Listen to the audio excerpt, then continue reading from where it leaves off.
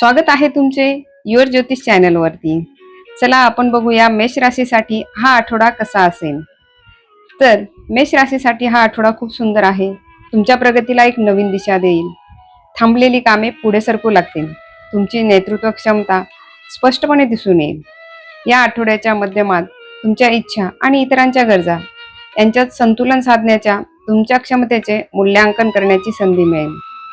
आठवड्याच्या शेवटी मित्रांबरोबर वेळ घालवल्याने तुम्हाला तुमच्या जीवनाच्या उद्देशाची आठवण येईल। मेष राशीसाठी लकी रंग आहे पिवळा, लकी नंबर आहे 3 आणि लकी दिवस लकी डे आहे रविवार। टिप ऑफ द वीक, हातातून चांगले कार्य नक्की घडेल।